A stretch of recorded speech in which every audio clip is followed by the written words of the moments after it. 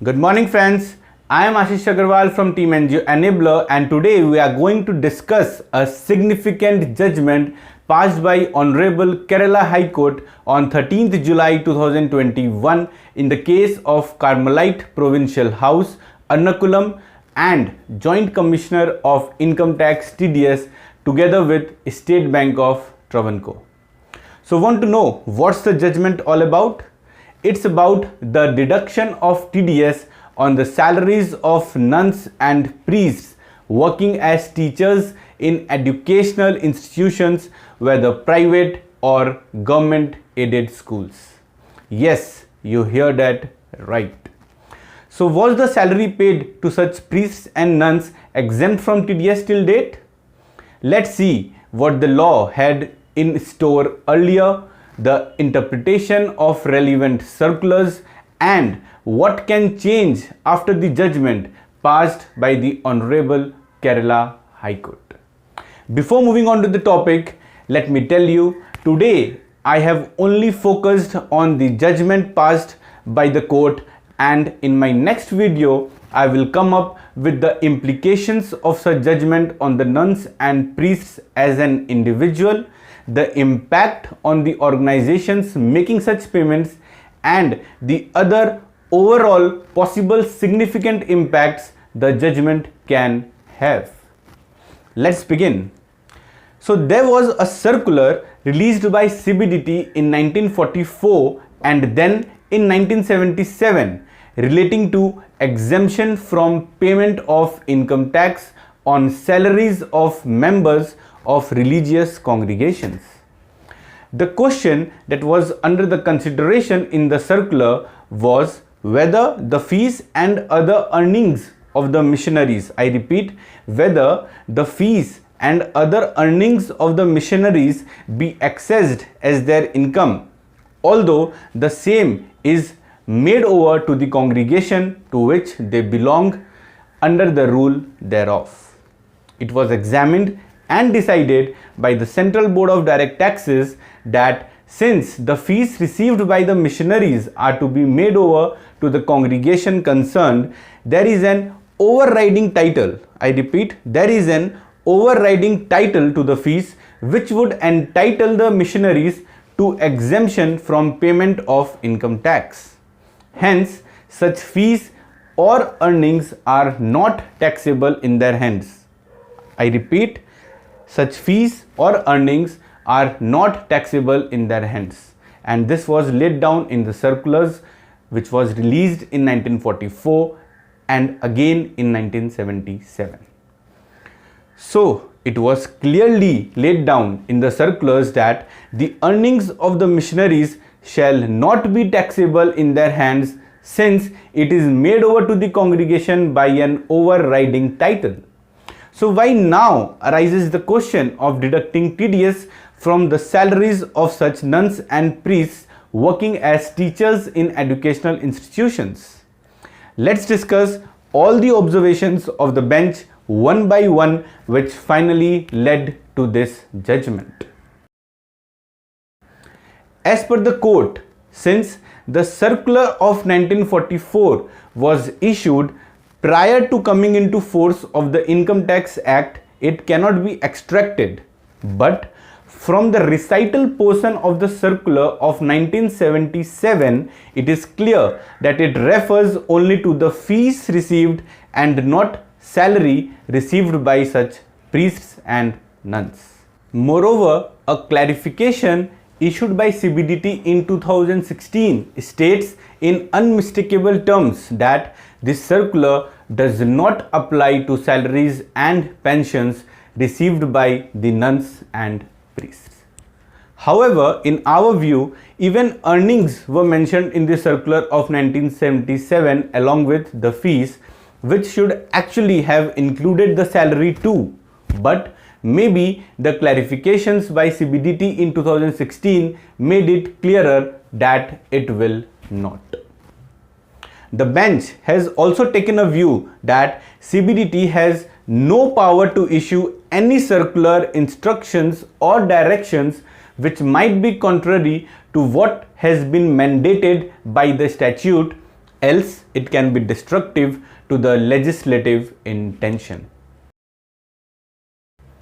Secondly, on the point related to the violation of fundamental rights to profess, practice and propagate religion under Article 25 of the Constitution of India, in case TDS is deducted from the salaries of priests and nuns, the court opined that Article 25 does not provide any immunity from taxation on the basis of religion. I repeat, the court opined that Article 25 does not provide any immunity from taxation on the basis of religion. The bench observed that if a valid law permits deduction of tax at source, how it can be contended that such deduction violates the fundamental right to freedom of religion?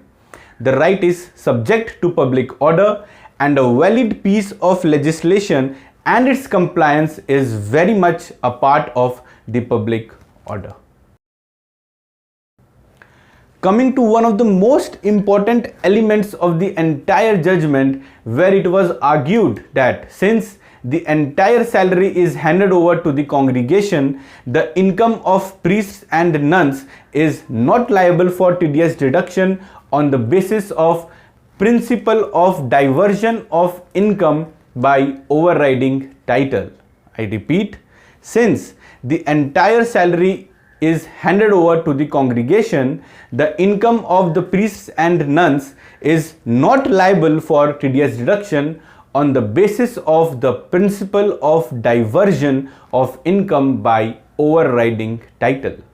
On this, the court adverted to various judgments of Honorable Supreme Court, where it is well established that the income tax is attracted at the point when the income is accrued or earned. I repeat, the income tax is attracted at the point when the income is accrued or earned. Taxability of income does not depend upon its destination or the manner in which the income is utilized or applied. During the course of this judgment, the court also brought up the provisions of Section 192 of the Income Tax Act, which does not contemplate any exemption from the liability to deduct tax at source on the basis of the nature of calling, profession or vocation of the person who receives the salary. Thus, according to the bench, if the statute makes it an obligation upon the person who pays salary to deduct tax, it has to be so done. As regards the argument by the petitioners that as per the canon law, once the vow of poverty is taken, the nun or priest undergoes a civil death, it was taken up by the court, where it held that the concept of civil death is alien to Income Tax Act. I repeat, the court held that the concept of civil death is alien to Income Tax Act. Moreover, the civil death as contemplated in Section 108 of the Indian Evidences Act 1872 is the only civil death which is considered by the law of land. The bench also relied upon various judgments of the Supreme Court, where it held that it is well settled that when the legislature enacts a law, even in respect of the personal law of a group of persons following a particular religion, then such statutory provisions shall prevail and override any personal law, usage or custom prevailing before coming into force of such act.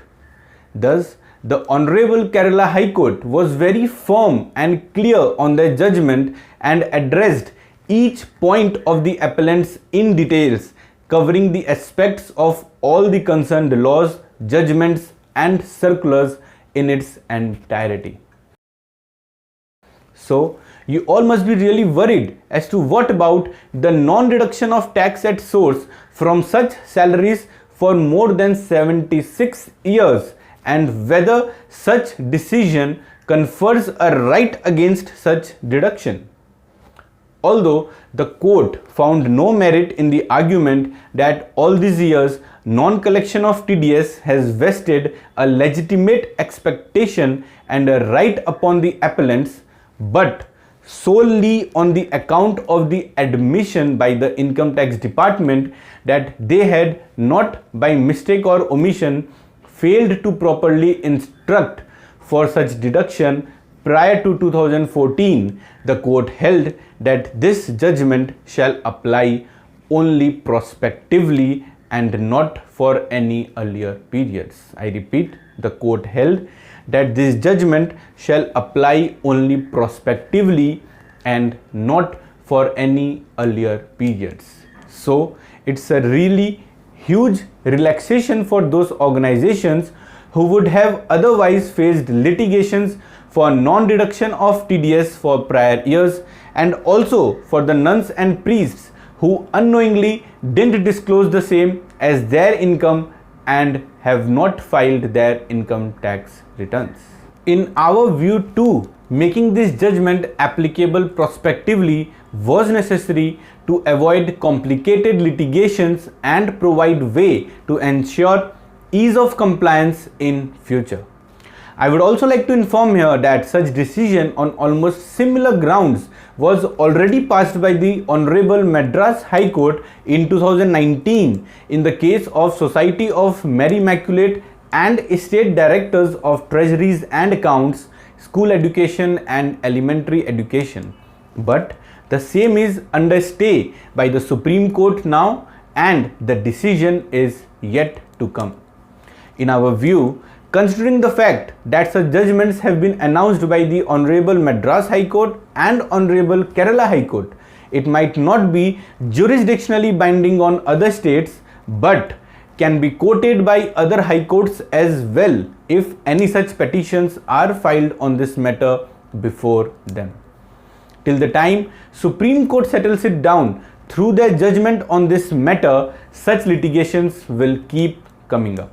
So as I told earlier that in my next video I will talk about the impact this judgment can have on the nuns and priests as an individual as well as the organization as a whole. Till then, keep tuned to our channel for more such updates, and for any queries feel free to contact us through email or comment below. Thank you.